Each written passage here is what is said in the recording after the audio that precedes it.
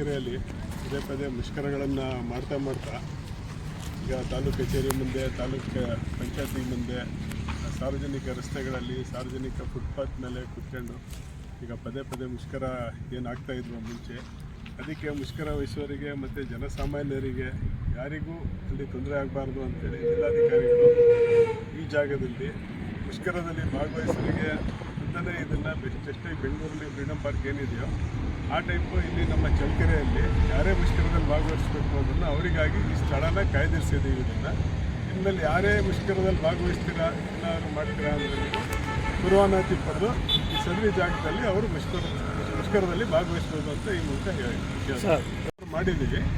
ತೊಂದರೆ ಇಲ್ಲ, 2-3 ಸಂಘಟನೆ ಮಾಡಿದ್ರು ತೊಂದರೆ ಇಲ್ಲ, ಸಮಸ್ಯೆ ಆಗಲ್ಲ.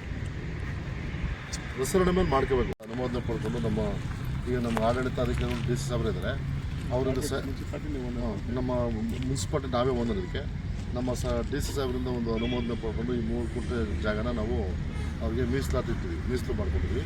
ಅಂದರೆ ಪ್ರತಿಭಟನೆ ಮಾಡೋರಿಗೆ ಮಾತ್ರ, ಅಂದರೆ ಅನಾವಶ್ಯಕ ಪ್ರತಿಭಟನೆ ಮಾಡಲ್ಲ. ಕಾನೂನು ಪ್ರಕಾರವಾಗಿ ನಮ್ಮ ಇವರು DSP ಸಾಹೇಬ್ರಿಂದ ಮತ್ತು ನಮ್ಮಿಂದ ಮತ್ತು ನಮ್ಮ ತಾಲೂಕು ಆಡಳಿತದಿಂದ ಅನುಮೋದನೆ ಪಡ್ಕೊಂಡು ಅವರೇನಾದ್ರು ಪ್ರತಿಭಟನೆ ಇದ್ದರೆ ಮಾಡ್ಕೊಳ್ಳೋರಿಗೆ ಇದು ಈ ಜಾಗನ ಮೀಸಲು ಮಾಡಿರ್ತೀವಿ. ನಮ್ಮ DC ಸಾಹೇಬ್ರಿಂದ ಅನುಮೋದನೆ ಪಡ್ಕೊಂಡು